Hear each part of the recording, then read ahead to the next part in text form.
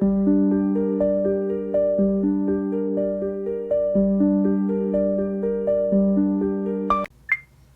everybody, Kat here. Welcome to the channel. Hope you're having a great day. It's Thursday morning.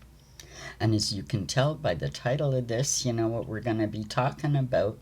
I want to assure you right from the beginning, I'm going to use absolutely no graphic content, not even graphic language. What I'm interested here is, from what I've seen and what I'm hearing, I believe we have a developing conspiracy on our hands. And you know I like a conspiracy. This is really important to understand, and I promise I'll be delicate, but already, I mean, this is a case study in you know, how does a conspiracy theory start. I'm going to be looking at a lot of information. I looked at this so you don't have to. So stay with me. Stay with me. This is important. We've already got the official narrative. It's already been set instantly. They're playing the lone nutter scenario right from the beginning, and that's a calling card in these kind of situations, what they like to call conspiracy theories. The lone nutter. Well, let's start at the beginning, you know, and we can go over this point by point by point. Whenever you see something like this where somebody's taken out, especially in a public venue, the first thing you got to look at is how could this have happened? You have to look at the security surrounding the event. What was his security like in past events? What kind of things happened? You know, and how was this one different? How was the guy able to access the roof without being apprehended before the event? Where was the security? Online, you have witnesses, participants who were there, who commented on the lack of security for the event. The lack of security on the ground, for example, things like bag checks. All the college students carry backpacks, that kind of thing. He said, you know, it was pretty laid back. There wasn't a lot of security present on Wednesday, and he'd been to other college events that had, you know, tougher security. So that's the thing, and that was commented just by the witnesses, and that is something that's a real calling card. The lack of security or a change in security protocols. And I mean, we can go back to the classic case, JFK, when the agents surrounding the car were given the order to step away and let the car proceed without them. And one guy, he's got his hands up in the air like, what's going on? When he's told, you know, no, back off. You know, and at the same time, the motorcycle cops behind the car, here's the car, here's the motorcycle cops following. They pulled away, they pulled behind as the car proceeded forward. The pulling of the security is huge. It's huge. Now let's look at the venue itself.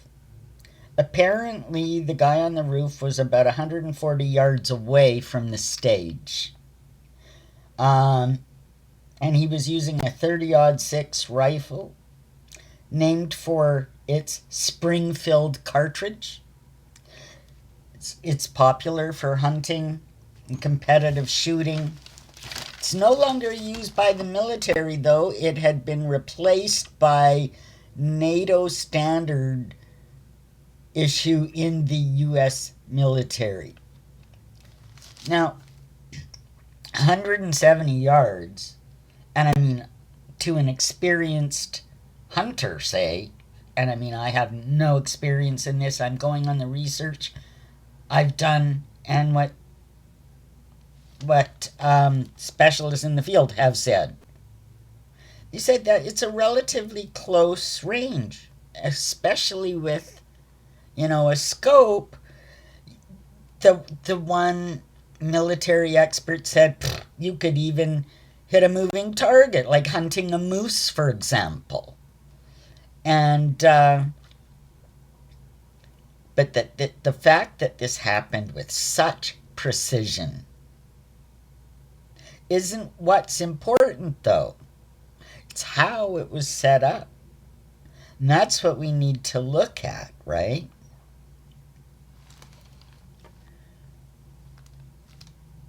So we know there wasn't really a lot of crowd control. We know that the venue wasn't surveilled, because how did the guy get on the roof? Maybe he was, maybe he knew where to go. But so let's talk about, what about his close contact security? The guys on the stage, around stage with him. This is where it gets interesting. Now, I don't know who these two guys are behind him, the guy in the dark shirt and the guy in the white, but I know, in my opinion, that they're involved somehow. Pay attention to their movements just seconds before. Hand signals. They're signaling. Look what I found. Here's a chart of military hand signals, signaling the guy on the roof, giving the ghost signal. These are actual military signals that are used in the course of an operation like this. And this is what they're doing. This is what they're doing at the moment. Charlie had been asked a question about TRAN's violence.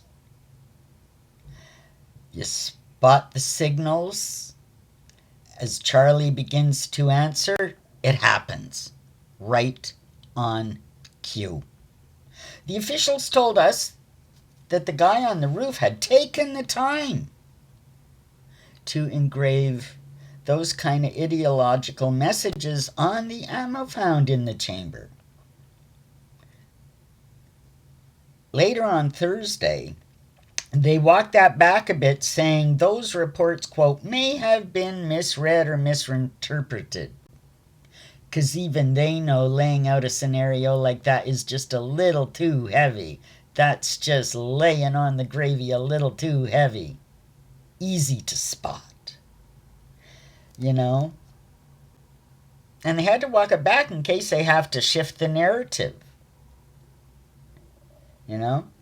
Their story is very TRAN's centric. Everybody can see the setup.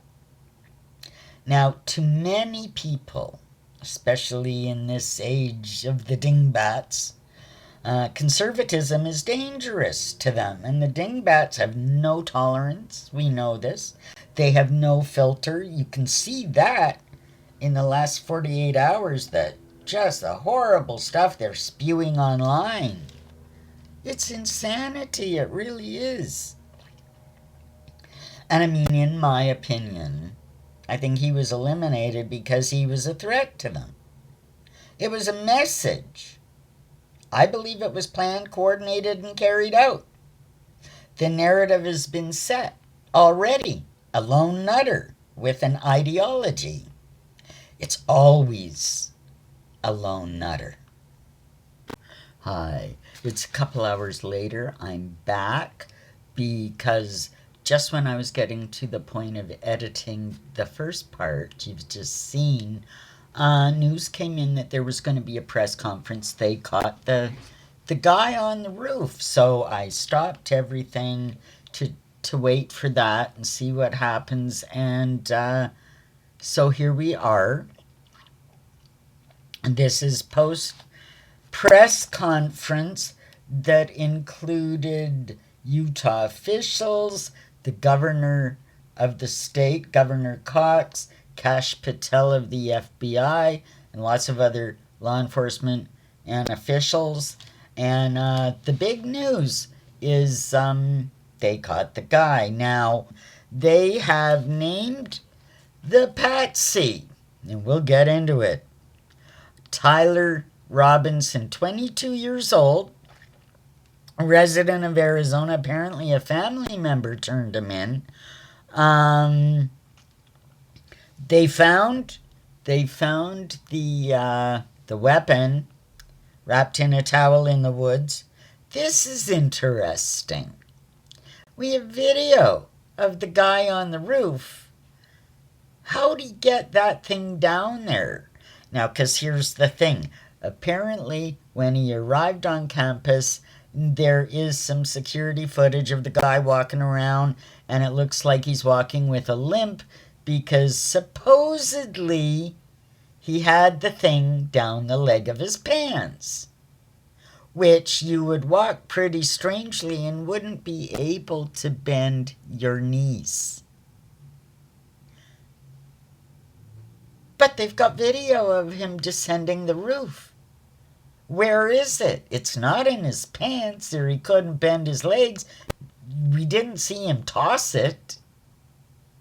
So they want us to believe that he dismantled everything, tucked it in his duffel bag, climbed down, went to the woods and reassembled it, then wrapped it in a towel, and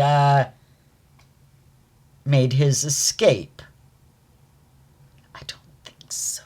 It just sounds a little bit sketchy. Just a little bit sketchy, doesn't it? Oh, and those messages, those supposedly messages he etched in, well, take a look at this. TRN, he supposedly left some TRANS messages. Remember the first account? And I had said they're already starting to walk that back. Well, look at this picture. TRN, it's the stamp for the manufacturer, folks. Turan. But everybody will remember the reference to the TRANS messaging. Now, this is interesting because in this press conference, within the first couple of minutes, they talk about it. They mentioned it at the very beginning, then they walked it back, then we saw the manufacturer's stamp, and at the press conference just a few minutes ago, I believe it's still going on, they said that they had spoken to Robinson's roommate, so he must be, I don't know if he's 22 years old.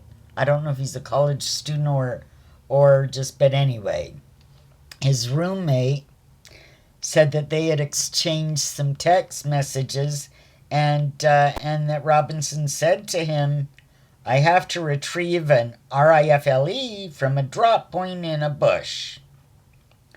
And he talked, there was other messages about engraving the ammo, which we now know is untrue.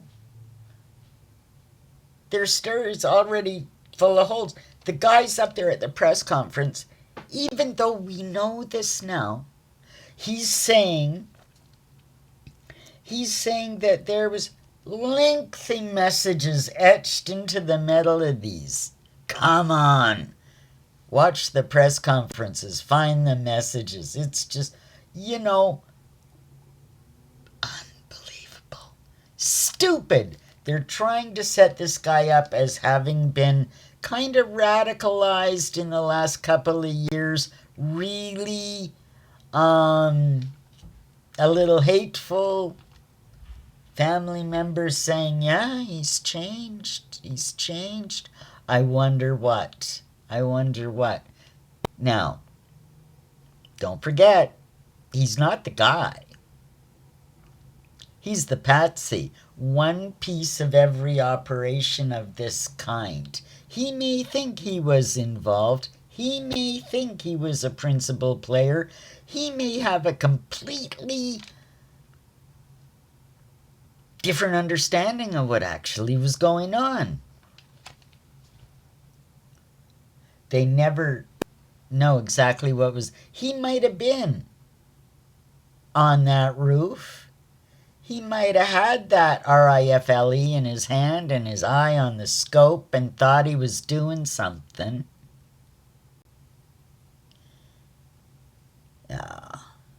He's just a piece of a wider operation. In my opinion, that's how these things tend to go. And that's how a conspiracy theory is built. Because it doesn't add up from the beginning. And this is exactly what we're seeing here. Now, the who and the why of it all, you're looking at intent and who might be responsible. Well, there's all kinds of theories about it. We kind of know how these things work. It almost doesn't matter which group might have been behind planning something like this. Because we also know at one level, they all operate the same way. So, in my opinion,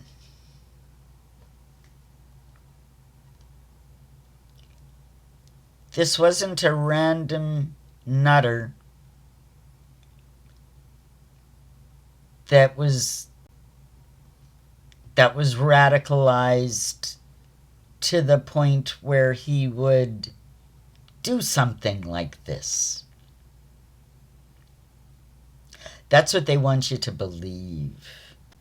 Investigate any of these things over the years, and there's always going to be very, very sketchy information. Whole lot of holes. Things that make you go, like, the official story doesn't make any sense here. Maybe you can't put your finger on it, but you know it's wrong. You know they're lying to you. And this is, I believe, another case of the same thing. Will we find out?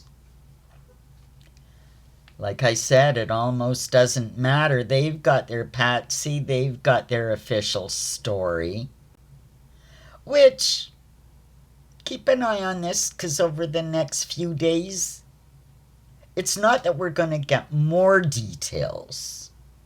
You're going to start noticing, as we already have, like with the engraving and stuff, that the messaging you're getting, the information they're giving you, it's going to start contradicting each other. And that's how it's done. And that's why they call it a conspiracy theory. Hope this was helpful, informative, not too rough on you. And away we go as the world turns. Hope you enjoyed this. For what it's worth, like and subscribe. Leave me a comment. And we'll see you in the next one. Bye, everybody.